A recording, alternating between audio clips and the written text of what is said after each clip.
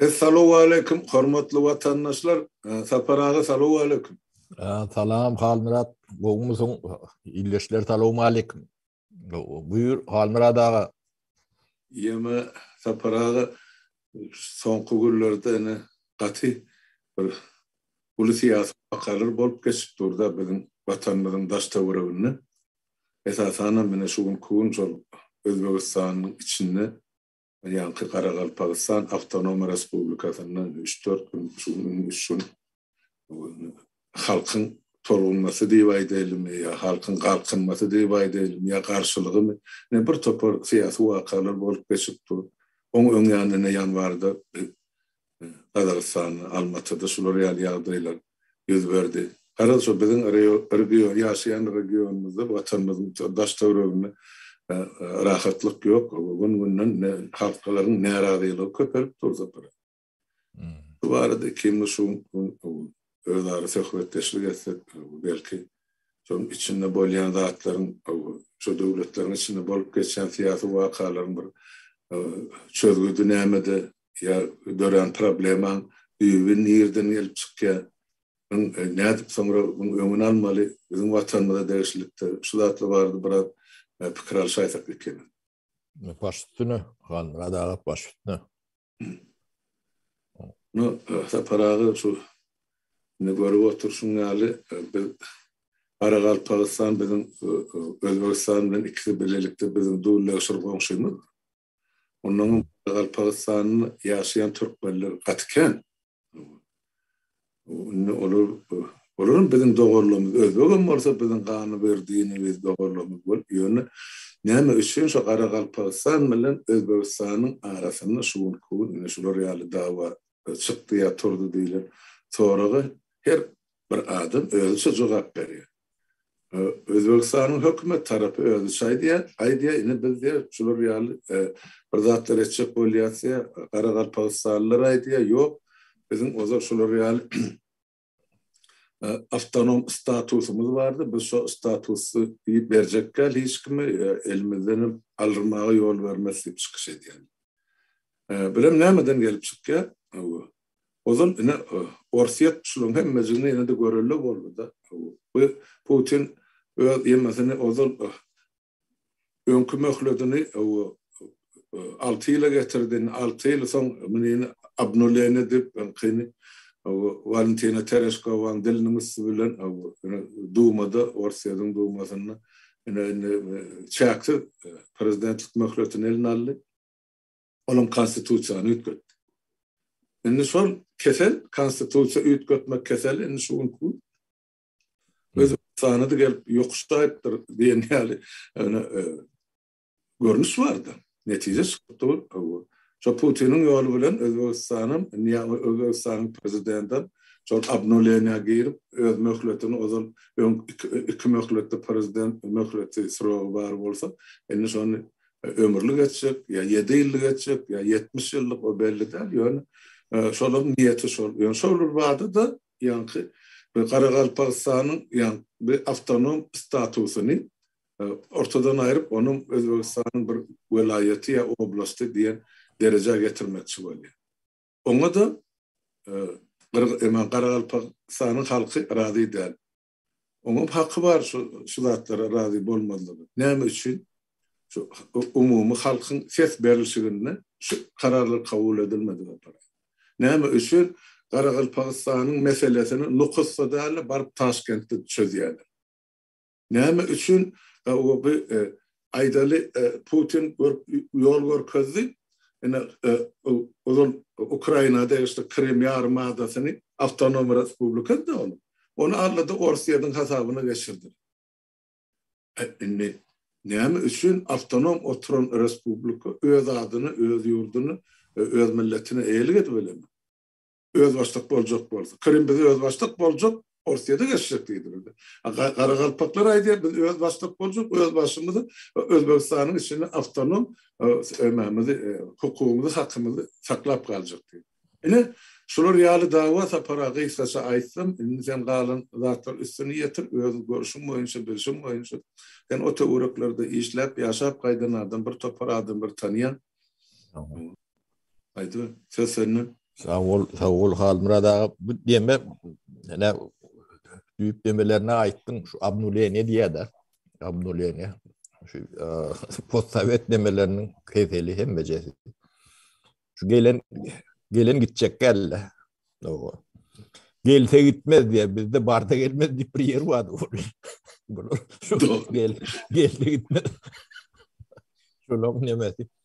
Ne berde bir deme var. Men kuş oynatmıyorum da bizim dememiz bitki şurak volyan olmağı mümkün. Yani şu at Özbekistan'da yani halk Özbek halkı Abdüleyne var arada dava kıyıklık deme olmalı. Yani o yok. Söylediğinizden Abdüleyne geçenler. O halk demedi diye şu at Kırgızistan, Karakalpak. O.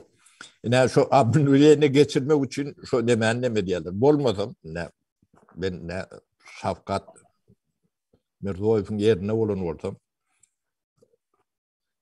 Karakalpak'tan neme avtonom nemesine o neçe yani sindirip bilen karıştırılığını alıp bilersin diyecek de o yani avtonomlu ol o ayrılasın gelen vaktin bayır şey diyende ne olur diye yani yol başı da o sindirip bilen karıştırılığını menden al ödüm şu ip bilenin olsun ne demezsen o ne olurdu hiç tadım olmadı. O Karakalpak'tan çıkıp gitmedi. Çıkacağım diyemedi. O çıkaracak oradan çıkmadı.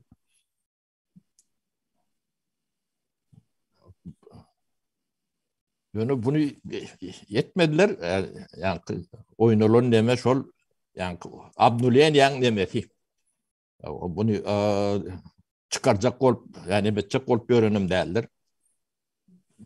Ya da ya kelte maslahatçıları o yetler başkadır. Ya şular yalak nemeler olmalı. Bulunum özöklüğüm hramp vardır. O hramplar yakı Türkmenistan'da ötüyor mu Halmurat? Doğru. O törüne biri oturandır. O deme. Onun şular yalak provokaton demesine de itelap demedik biliydi. O da atlar bilen yok görünüyor. Ben demem yani Şefkat Bey katı yanlış demetti. En ulu yanlışı halka karşı ok atmak. Yani bir hadap boyunca 18 diyerler, bir hadap boyunca 70 diyerler, kabir nemeler. Ölünün tani. Yine de şonça da yaralanan var diye. O beş adam, iki adam, bir adamın mulunu halka yararlı nemetmek katı yanlıştır. O başlanacak da değil, elbette. Şunu etmeyene bu dağıtları çözüp oluyor ya Halmurat. Çok ben adam öldürüp demetmem. Onun büyük tedavi yani Abnuleyne olsa adamın yemesi için Abnuleyne etmek için 70-80 adamını oku tutup görmek. O katı yanlıştı. Şefkat Bey'in edip bilecek en ulu yanlışlarının biri. Kim o demeni şu kamandan beren orta oku tutmalı deyip. Şuna ben katı neme o bolmasa ben Özbekistan'ın içki işlerine kendi kılıktan neme dönmüyorum o daşından o bir simpati bilen teri diyedim. Ya düzülür neme der deyip. Yani bu iş yanlış. Ondan şu orta diyen problemleri var da. Bunu düyüp çözmesen Karakalpakistan gidecek bir yani denizde bir damca yalak neme var. Bunun başka yani doňdurulan konfliktler kendir. Orta Asya'da atı kendir. Ferganançylyk göwerseler şo taýdan ýeke özök nemedel Kırgız, Täjik üçüsi garnapçak bolup biler. Ýöne bu zatlar gerekmi? Yani şu zatlar näme üçin şo konfliktler doňdurulan demediler. Şonu düýüplü yüze çıkaracak bolanlaryna da doýsun düşmanyň şo bolmady ýala edip bolýar. Ine Bersanak Skandinav döwleti vardır. Halmurat. Şuloň beşisiniň bile ýaşaýyşyny, işleşini ünsürk gördüm şunun kanunlaryny birige adaptir eder ýalar etmeme diýerlerdi. Ýoly terkedi hemme zady. Onuň ýa-ni kapital arkaýyn akýanlar, o işi uýjy arkaýyn hereket edýänler, onuň siýasy, medeni hiç ýerde neme ýokdur. Göwet. Şondan şular hiç zat ýitiren ýok. Aýtam gadanýarlar. Orta Asya'da näme üçin ýa obruslan arasynda ol obrusdan bu obrusa geçmedi olan problemi döredi. Bu gatyr ýerbet zatdyr. Ýa-ni işi uýjy, onuň sermaýe, kapital, rahat hereket etmese sen peýdaňa däldir. Şu Orta Asyany niretini demesleň Garagalpagystanyň Gadyk-Kakdan 1000 kilometr radiusy çek şeýle. O taýda 3-4 milyard olmasa 1-2 milyard adamly bazar wada. Ul badar. Birazar ýa 1000-2000 etsen demene malky diýär. Hytaýyň, Hindistanyň nemeleri bilen. Dünýä ýarsa badaryň, kapitalyň näme şo watlary şuna çen çöden oklar, şo gurjumly beden oklar ne ýa-ni döwürlerini abnulýat edip gelse gitmediler. Näme bu zatlar pikir eden oklar. Şonu ýa-ni şular ýalakda adam çykmalylar.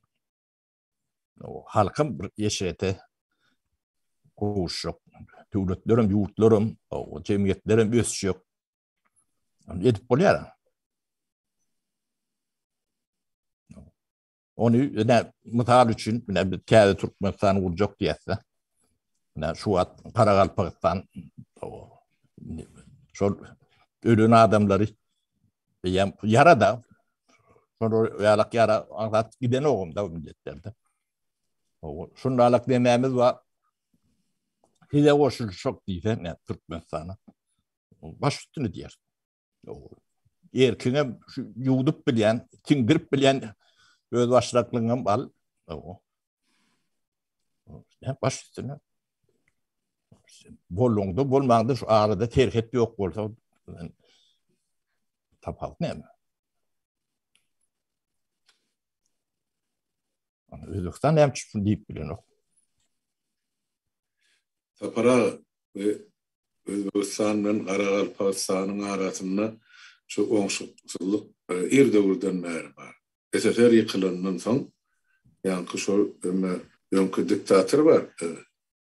Kerimov. İslam Kerimov bular bilen 20 ýyllyk şertnama baglaşa. 20 ýyllap şu meseleni galdyrman, awtonomly ýa öz başlyklyk soň näme etseňiz hakyňyz bar diýip. O möhledem geçip gitdi. Hep bular söz berip, sözüne durýan ýol başy ýok. Indi Mirziýoýew geldi. Ýaňam bir aýyp geçtimdi. Parasatly bir akylly başly ýol başy bolanlygyny şu meseleni galdyrmazdan ogur gelip şonu kıssa yerli halk bilen, yerli parlament bilen, meclis bilen, karhanalarda zaten ahlisini yığınap mene şular ýaly maslahat bar, şun referenduma koyulun diýse halk jogap berer, denýäň dogry aýtdy. Ol Garagalpagystanyň halkynyň özbeklerden aýrylyp gitmek niýeti ýok. Ýöne bize şol bir awtonom öz başlyklyk siýasatymyz berin. Biz bir öz bilişimiz ýaly, görüşimiz ýaly durmuşymyzy gurmakçy diýelim. O Taşkentden bize görkezme berip, o bizim bärde onuň golasyny yapçasy bolup ýaşama arza däl. Bizim ine Aşgabatdan yerleri, welaýatlary, ol ýol baş uğradyp ine Niýasyn ýa-da Gurban ulyň ýöreden siýasatyny misal getirip boljak da şular ýa. Ýöne bizi bir gowzan şu Özbegistanyň ýa beýleklerden Täjikistanyň o Gorny Badaxşansky oblastdan bardy. Da Türkmenistan 5 tane welaýetden ýa oblastdan bar. Bular hiç biriniň awtonomymy ýok, beýleksem. Onun için bizde 5 welaýet, 5 dogany onun kârmylyda birden terminim var.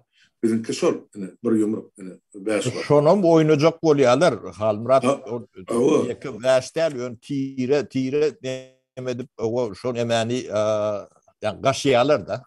Ýa otur nemesi düşünýärler. Gelmedi ama o başlamızda da o gelin adı näme? Narjan Muzafferova. Öde Amerika'da otur. Gelibim Lebavi Türkmenistan'dan ayıracak diyen. Gel sen ayıracak bolsan görün. Haydi konstitüsiyada bar ol. O tayda Amerika'da oturan yerine mesleğine çıdaman bey diyen vardı. Türkmenistan'a geldiğinde halkın öňüne dilini düşünürsün. Ne için şey değil. Ine şular ýalydatlar gany öküşlüğe getirýär. Bara enne şuň gün men gynanýanda şu özbek halky bilen ýa Özbegistanyň oppozisiýasy bilen 30 ýyl bäri äbede jyby sözümüz jynymyzdan kyrşyp elmeden biz habarlaşyp beýrek ýardamçylyk kömek edip o toýumyzda ýazymda gatnaşyp dursa. Indi geldi de bilen içine şu zatlar döwret. Merziýow geldi. Nüştaydan Şübeyt'de bar şolara karşı duran Kerim'in elinden ecir çeken türmelerde oturup çıkan, azatlığa çıkan var. Attan tuturmayın berdi. Şolar öz halkını, öz devletini, öz milletini başardığından kömek ve yardım etmekçi, demokratiyan getirmek var. Hatta Şübeyt'den halkara konferensiyanı kurunap Özbekistan'ın içine aylandırdılar. Bir azıcık üytköşüklük bolsun. Yani şu edilecek bolyan işlerin edilecek bolyan demokratiya taraf edimlerin hemmesini Mirziyoyev aldı gazını koydu. Başka eden işi yok. Nüzeli tapara şol bilenak kimi diğer şaya da o Tacikistan'ı bolup geçen grajdanlık urusuna. Biz ikimiz diğer şaya da Andijan'ı näme boldu. Biz ilk döwürde näme etdiler bular Türk mesketilerini yankı Özbekistan'da 90-njy ýyl, 89-njy ýyl. Bunun iyisi şol gogluk bilen goçormaja görünüp, ýene de agyram sada halkyň boýnuna düşýärdi. Siýasatçylara o taýda şol yankı näme diýdim, gitse gelmezler diýdim. Yok, gelse gitmez diye. Gelse gitmezler. Şu haram kurfiýini saklamak üçin ene ağzına alırdı, höküm sürjek bolýarlardy. Ýöne halka meni samsyk däle 20-nji asyr her kişi görüp dur, bilip dur. Inni gelip o Andijan'naki ýaly gyrgynçylyk etme, halk ýol bermez. Hasap maşyn işläp dur. Deme Halmurat ne Şevket Bey'in embetine de gulawna da yeter. Galpagystanyň emezlerini çözmeseler. O biz ne täze Türkmenistan gursak, olara meýil bilirse kucak açıp barışlar, alarsın.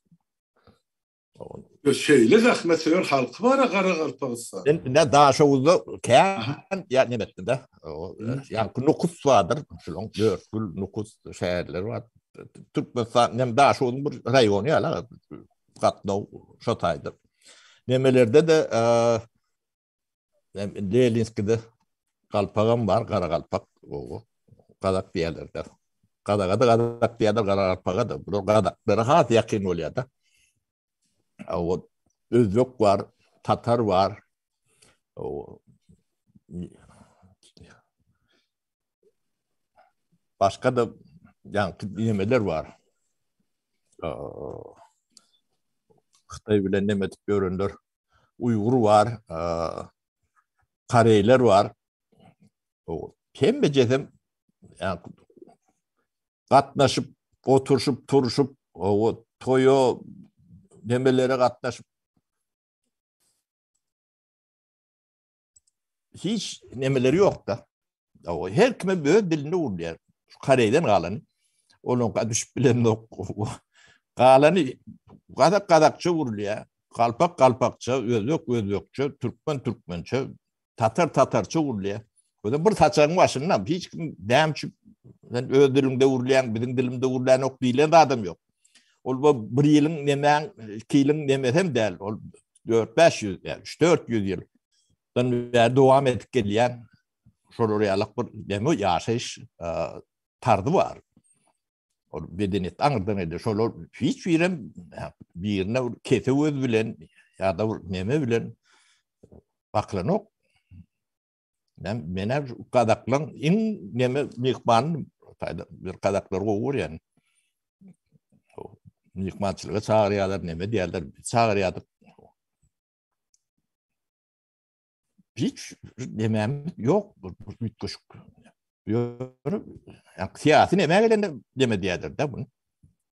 Yani kaşıyalar mı, kızdırıyorlar mı, bulaştırıyorlar mı? Burada da diyorlar da. Bulmadı halkın, yani benim işlep demet görün halkın birbirine hiç davatı yok. Düğünün yok. Şu tayda ben ahallı mıtalışım. Olur. Yemreli tapavdım. Ben Yemrelileri tekelerden hat yakın mı? Yemreli'm gördüm şey diye. O tarıklar ne kardeş deme yani. Evet benim tarık. Hiç neme de yok. Şunu problemi edecek olsam onu şu kasap başlamalı. Dürtüp.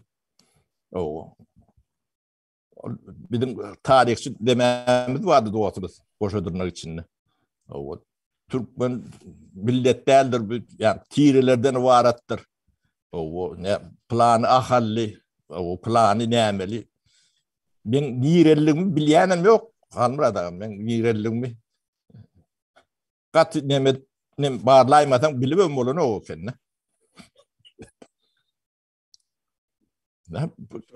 Yaman şey öldür yapıyorlar. Yoğun katnaşık bolun demeden. Yani şu Mardan Bağdat'da kendi bir dille uğrayan ekenlerden. Bir düşünen eken. Gün yıllap. Onca atırdan ver. Hiç kimem sen özlük eten demeden plan hanın demesi o yeri ya da şu emirine teritoriyo deyip urşiyandırlar. O teke o deme deyip demeden okulur. Sonkuda urun emeleri. Bu büyük nemesi Ors'tan görüyen ben. Şolar gelip şu atları yarı haline getirdiler de. Şolun nemesinde kanına nemeler var şolun. Şol oraya alak neme. O kan bilen nemettiler. Baran yerim şonun alak. Şolun ayak basan yeri. Geografiyanı bilen ortadan teredik göre. O vaktana vardır.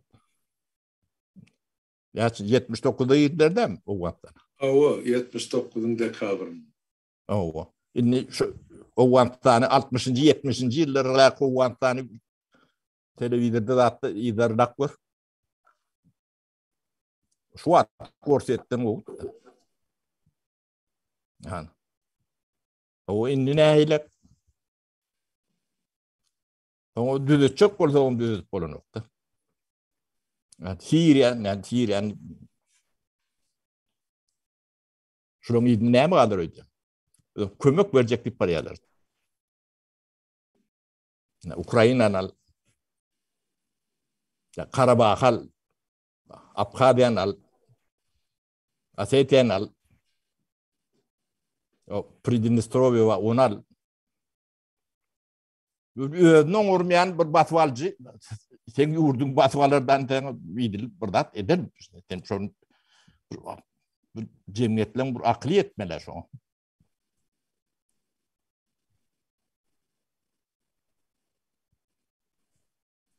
Ben düşüneceğim bir şeylere Halmurat o deme var arada. Karakalpakistan var arada yanlış. Bu nemeti kıynanırcık atı. Özümüz bilen kırılışıp görün. Neme diyerler. O şöyle tuğratı veriyor da taşına. Bunu yani nevit dökçük kendir bu yalının içine. O taşından Thomas Schulz'un her tüyüklü vardır. Yani şu da atlardan beygrak olup bu meseleni doğru çözmeli. Yani Mirdoyev'un yanlışını bilyendir elbette. O kim akıl veren olsa bu katı yanlış akıl. O ne adamlara o yararlı nemetme diyden de şu yanlış paten beter. O hem yerde de köşeye çıkıp gören. Yani Fransa'da tarihi elektriler Bray'danım kendin şöyle kayıp oluyormuş. Oku tutup görmediler. O nimetin parını çıkaran son, gazını çıkaran son köşeşer.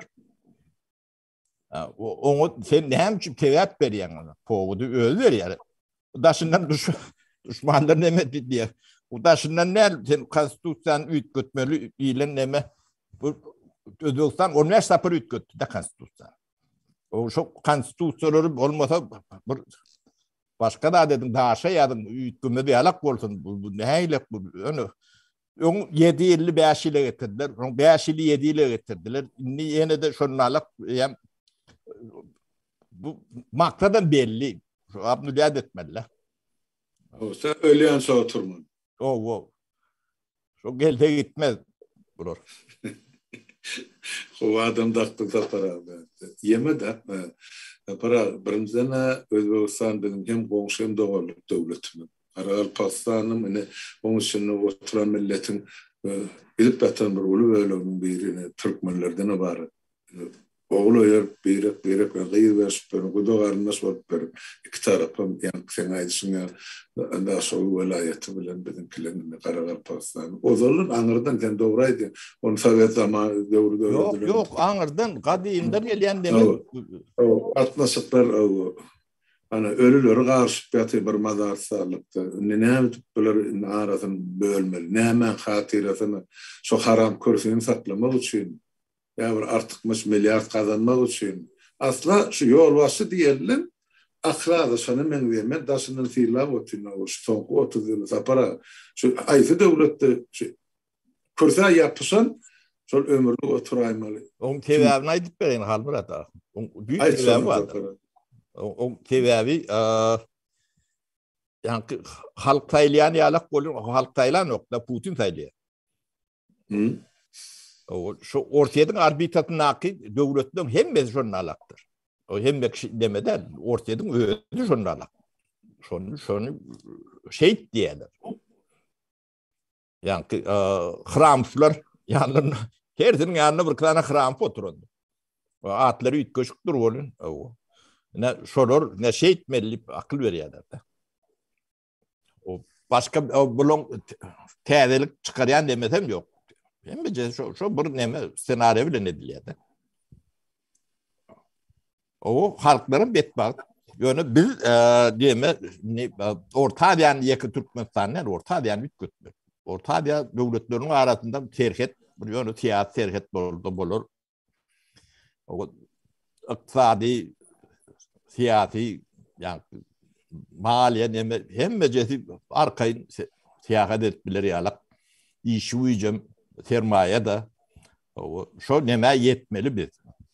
Bizim büyük maktadımız şundan son yani Merkez Asya ütkap başlar. beydip duvar kaldırıp nemedip onu ötüp bolan ok. Biz 21 jatırda yaşayanmyzy ýatdan çıkarmalar. Yani hayat kaldırıp duvar kaldırıp nemedip aljak galaňam yok, yetjek derejeňam yok. Biz o terhetden ayrılmaz tarapynda. Yettim de sen attasın, oraya attasın diyen ol bağışlı. Niyazov şonu şey etti.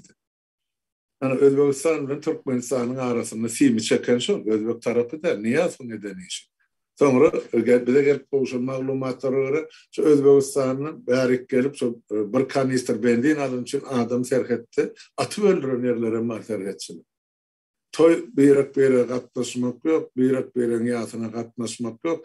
Şeydip böyle halklan ömür boyu doğru konsuluk eme derejesinde oturan halklar arasında möleler.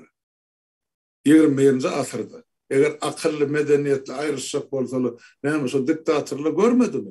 Hani Çekoslovakya bölünne, Çekya başına boldy, Slovakya başına boldy, SSR yıkılanında.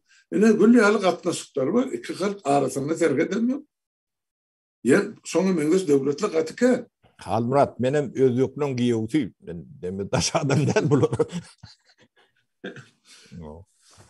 Ene şoň üçin men gynanýan zatym tapara, men dogry aýtsam Turan birligine ýüregim bilen ynanýan adamyň biri. İki adam var bolsa biri men, şu Türkmenler içinde. Sebäp geleceğimiz hökmen şu ýa sen aýdyşyň ýa terhesi gatnaşykda bolmaly. Dilimiz bir, dinimiz bir. Emmi dünýä garaýşymyz hem deňeli, dasturlarymyz hem. Bize näme başga näme gerek özara gatnaşyk etmek üçin? Artık dememiz var Halmurat, o da cehaletimiz ken. Şonu ayırıp bilsek, cehaletin karşısına bir mekanizm, onun ilim bilim oku şo bolmaly. Şonu oturdulan soň, yani o respublikadan, o döwletden bu döwlete bindiğin çekende de şu baha dütkümedi ýalak edip bolýar. Alt ýapysyny dogry goýmasaň, serket çekmeli mecbur bolýan da.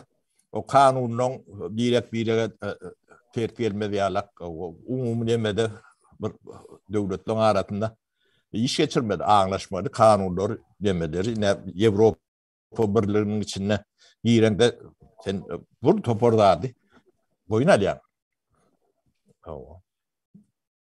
Her kim yani demokratiya bolan bilen kelletine gelen edip gören o oyunun bu düdügünü kurýar. Kadatyny kanuny. O da giden iyi iş. Şu işleri eden oklar. O kendi iş. O kendi çay toğutmalı, kelle ağırtmalı. O dünyada bardatları öwrenmeli. Bu bardatlar hem bilim, bilgi bilen geliyor. Biz indi şunu var, şu zatlar amal etmek için tapara. Biz bir täzeden velosiped ya tügür oylap tapmak gerek değil. Hani var yani Ýewropa birligi var. Alın şonun misal näme Merkez Aziýa birligi bolmaly, näme türk dilli döwletden birligi bolmaly, gerek bolsa bulan öz ýa-ni valyutasy bolmaly. Bar yani. Şowda gatnaşyklar var, milletary gatnaşyk var. Bolun Halmurat. Ne teljukullar döwrüne bolan şu da demez. Nün ilminden öň bolanlar. Ne şu kerwantaray diýip eşdiýämmi? Kerwantaray. Kerwantaray näme diýmek? Ne her 30 kilometrden 40 kilometrden ya 25 kilometrden ýanky ýolagçy dinjarar ýalak, atny çalşar ýalak. Düşelge ýer. Düşelge ýer. Ne şu Hytaýdan başlap Bagdada çenli kerwantaraylar vardır. Yol ön katlaw şunu alak. Ödem bir iki hepde de üç hepde de yani Hytaýdan o taýak barıp bolýar da. Bu wagtda näýle tamolat uçup ýol 10 ýyllap Türkmenistana ýyp barıp bilen oklar adamlar. Ne bolýan dağıtlar ya da ne Merv şäheri Halmurat ötön deme wagty 3 milyon halk ýaşapdyr diýär da. Suwny gödöňüne getirip gör, suw ne şu murgap tejen şol realak demelen berýalyň tuğu da.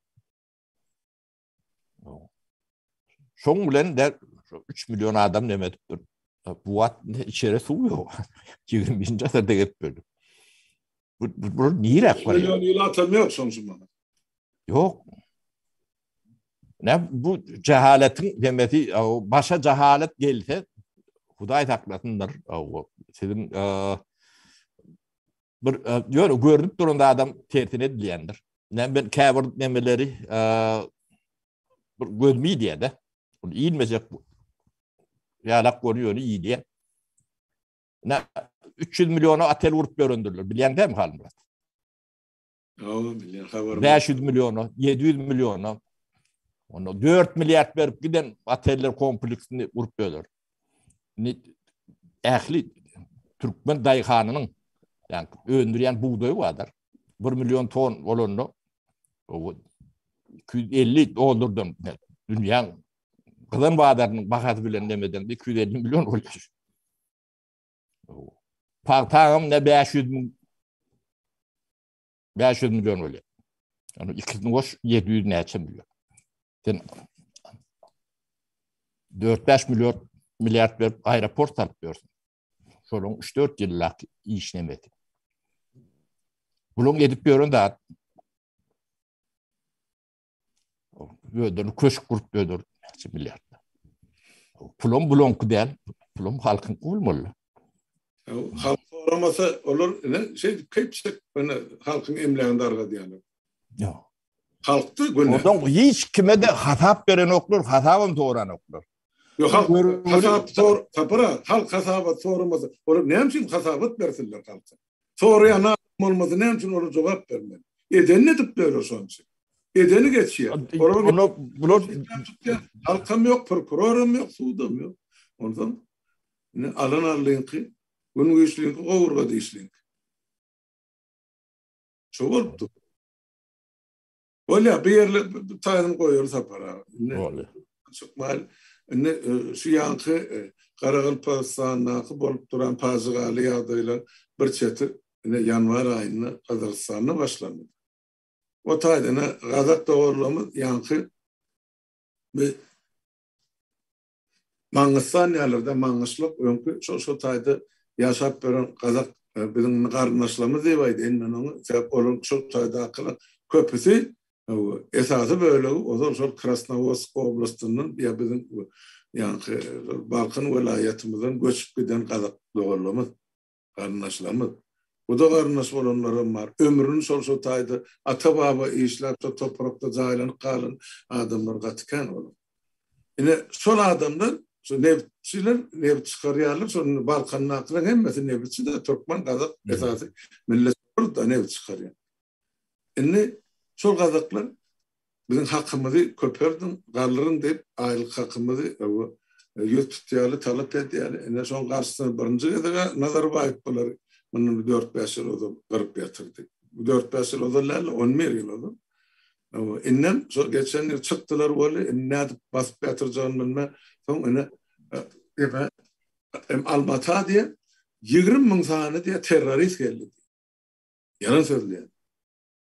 Bir 20 tananyň gorkalmada kanna dünýä jemgyýetiniň näme şol terörist. Şuňa şerli ýok da para. Yok. Näme o da terörist bahanasy bilen ene beýguna Gazak halkynyň beýguna ganyny dökdiler şo taýda. Gazaklar onu bağışlamaýar. Men o da Gazaklaryň içinde ýaşap olalan çağı olandan bilýän. O zatları Gazak milleti bağışlamaz öz ýol başçylary. Ýerde geçdi hasabat soruljak. Ýöne inni şu ýagdaýlardan soňra gelip şol yankı oyun oynaýarda men asla inanamak şolun Kasım Jomartyny. Ol adam 200 gamaýaly ýelewser eýlek beýlek. Kursysy ırananna Putin'e ýalbardy goşunsaly innem görse öz halky muny garşa çykypdy Putin'in güni sanaldy gelejegi belli. Ondan halkyna yaranjanlyk edip Putin'e eýle dip jogap beren bolu, beýle dip jogap beren bolu. Ýöne aslynda hemme de şo kursyň daşyny ähli sowda tapar. Entek bizim bilmeyen zatlamazken Nazarbayev'i ne için ayırdılar, ne için beydiler. O tayda da sen haytısın ya Putin'in eli var ya, Rusya'nın eli var. Deme şu Tokayev'in çıkışlarına qaytalamam terettim de. Bu yani senaryo yadılan çıkış şoňa onanımda ahir soňa. Debebi o Ermeni var ya, Müslümanyan diye. O bular yalak demede.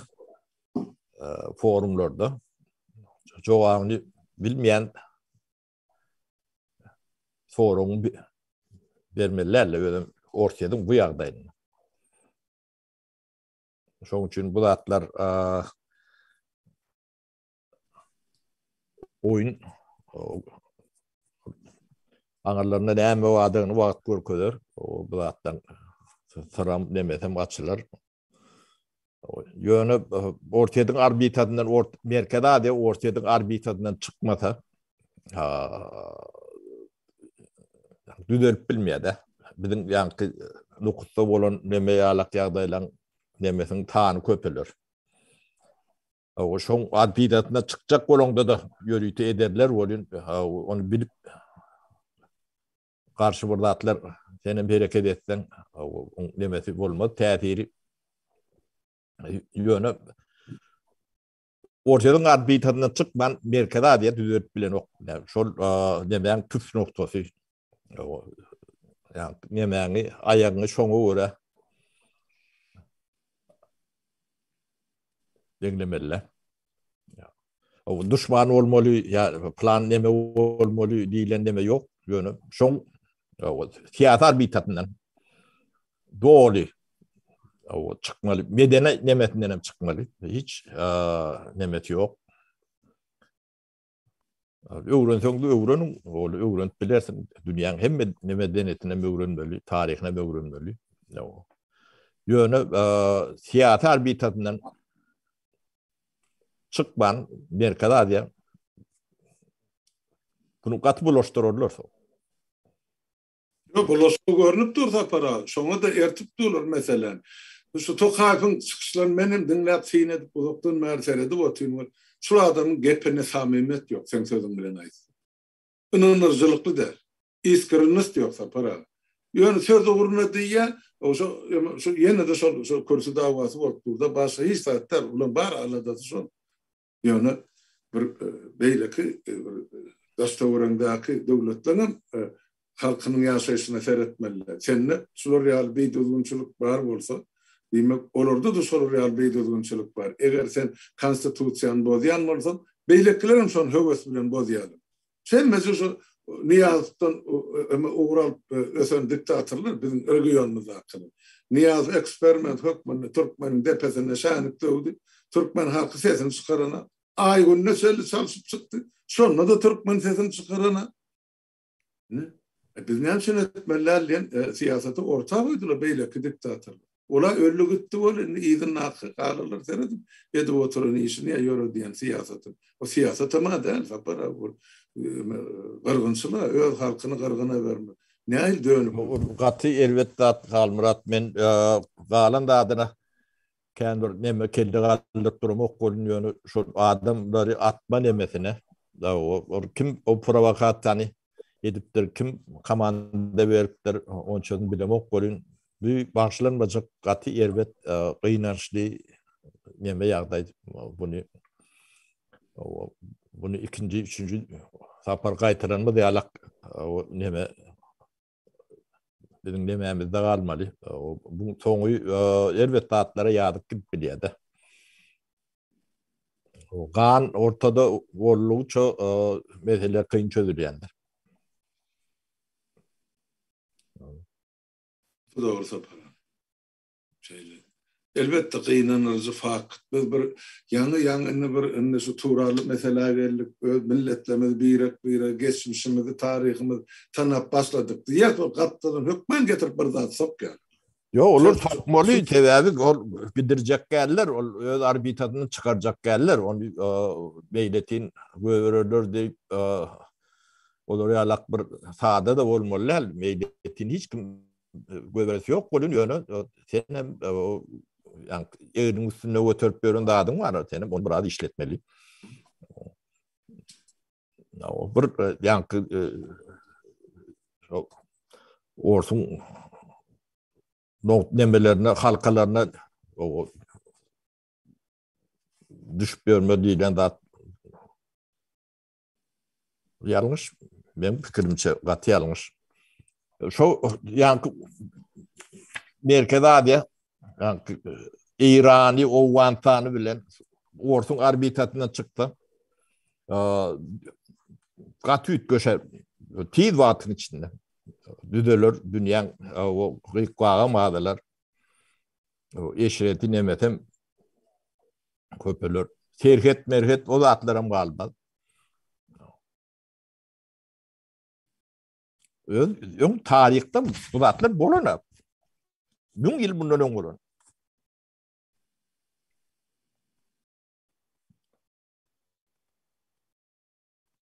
Onu da para. Yani şu nahilem olsa özbek halkyna, Garagalpak halkyna bir sabır dilesek, bir şu zatlar bir akıllı başlı çözgü tapsalar, çözgü de men öz bilişime göre ya men öz pikirime göre çözgüdün emesi kanunu tarapy ýa-da eli Taşkentde esasen Şowkat Mirziýoýew bagly bolup durdy.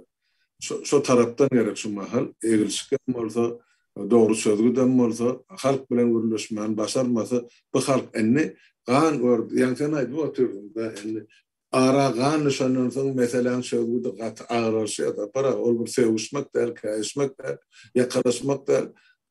Gan nişde ara Gazagystany da şoň ýaly boldy. Bu entek çözüljek mesele däl. Yani Garagalpakystanyna beýle boldy. Bizim kılın diktatörlük Türkmenistan'ın kılın öz hasabı var. Onu bir bölüp, bir toprak, onu halkın arasını işlek kelle. Bu tayda orada bütün halkı bölecek bolýarlar. Yani bölünmem du. Hakikaten. Şu zatlığın üstü böyle. Şu tayda bir akıllı başlı Özbekistan'ın hükümetim, Garagalpakistan'ın kılarım doğru netice çıkarıp çözgü taparlar diýen men ulykan umyt bar sebäpli hemme ganyny dili bir millet Men pikirimçe bu mesele çözülür, o çözüldi diýen bolýar. Sebäbi abnulyny o kabul edildi tesiz. Maksat şo boldy, eýem o mesele çözüldü.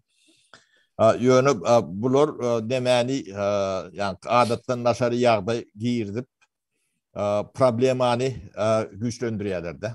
Körükleýärler. Yani adatdan naşary ýagdaý da işleme tejribelerim yok. Orta Aziýa döwletleriniň hiç ýerinde de. Ne şu at Garagalpakystan bilen Gazagystanyň arasyndaky granitsalary ýa-da Türkmenistan bilen Garagalpakystanyň arasyndaky terhetlerine o üýüşip duran maşinalaryň öň tiýaga giden adamlar susuz, yatar yersiz, iýmitsiz horlap ýörenди görürsüňiz. Ýa nemelerde setleri gelýär. O şo da atlan öýdüm goşmaçy başga problemalaryň demetme çara. Şoň üçin bu da atlary bir ýa sebäbini bilemedigini bir açyrak orta gaýtaranymy ýarak çözmediler. Doğru para. Bizim diktatörlerde goý sapak bolsun olup halkın karşısına yara kullanılsa soňça yara karşısına da ullanjak görünüp duran zatdym. Şey tip düşünýän mesele. Bolýar Orta Aziýa azat bolaýmar diktatörlerdir. Hemmesi. Ählisinden durup o şol ýanky birim alma. Gelse gitmedi demäni barta gelmede urmölle. Geldi gitmedileri. Meme bular gidecek diýenlerine de gidibem bilen oklar. Şoňa altyapy ýok da. Yani şu gelen ýol başçydan postawet nemetine gitmesine altyapy ýok. O gitse ýydan boljaklar bar da. Onlar onu mıcıra diyorlar da. Şu da atları biz yögünden çözünürler. Bunlar gidecek diyen öyle gidiyor bilmiyorlar. Şu at Mirzoyev ne şu kan demetten. Şundan sonra gidecek diye de haydi var. Gidip elde de ne borcunu ödü biliyor. Son için ne ömürlük bu ne be? Bir patav etmeliler. Ne ödükleri kıynen tamam kutlamalı oluyor. Ne ömürlük prezidentiniz ne Şefkat Mirzoyev. O gelte gitmez. Nereden çoğu gol çekti ne? Karakalpak'tan demesi öyle. Özlerini dinlesem hemmesem Hudaýhon, hemmesem musulman, Qurban bayramynyň geçilmeli günlerine de ganna kuwatylar halkyň kendine hel düşünmek. Hay deme Halmurat bulun Hudaýam belli dinem belli emirlerim belli bilýär bulur. Şoň üçin bu zatları halk düşünen aklına şu zatlar. Ýa sen aýtdyň gelse gitmezler var. Yankı prezident sayılındı. Vatandaşlarına aydıkları. 90 yılın oktyabryny prezident sayılındı. Özüm yekip daşından bir kandidat yok. Ondan sonra Recep Bayram tepkiri vardı. Yeli yoksa. Men bolacak gel. Sonra akademi lehmedi. O Recep Bayram çoğu. Ben doğdum da. Ay olsun o olsa or yılpız yaladım kendim. Sözünü durana yeli yoksa ne şey dur da para. Son prezident bolly yan son yanmara geldi. Şahin bolana prezident kanun çıkardı. Prezident dil yetirene diye 25.000 rubl cerime edip 25.000 rubl aylığına 150 manat. 150 rubl. Ferhat, şu tayda eyyam özüne bular goru hayat kurup başlayalar da halktan öğrenmek için. Kimsen dil yetirmezlik için. Dil yetirmezlik nehmet mağımızın. Şunu kritik etmek boruna, söz aytmak boruna. Böyle bize deputatları dağıt diye bilmedi. Tribunadan diyeceğimi deydik. Yani onun son zuğuna sürdüler diye halka yetirmediler değil yani zaten. Yani şunun yazıklardan başlayıp halkı özünü tabi etti. Diktaturan başlamış şartlardan başlanıyor. Onun hem söyledi tamamlayalım. O Halmurat o deme. Vatandaşlar tavuğun tağlıkta uğraşıyor. O demelere de geçmiş olsun diye o baştağlarını diye o Karpak doğanlarımızda da o yok doğanlarımızda da. Zaten kıynaşmalar kabul ediyor. Kıynaşmalar kabul edin. Hem Mehmet bir kanı bir toprakta yaşap oturan halklar yaşarsa nasip olsa geleceğim biz o göçük gideriyal komşu der bir toprağımız yanaşıp oturuyor. Hem Mehmet'den bir doğan yani. Şu zatları şu fazlalı vakanı Abraylı çözüldün tapıp yine de kadırlı durmuş durup gelsin Özbekistan'ın toprağını Karakalpak halkımızda doğrulamadı diye aydım. Sağ olun ona şu ullukça sağ oturun hem Mehmet'in sağlık vatandaşı. Sağ olun. Sağlıkta uğraşalım.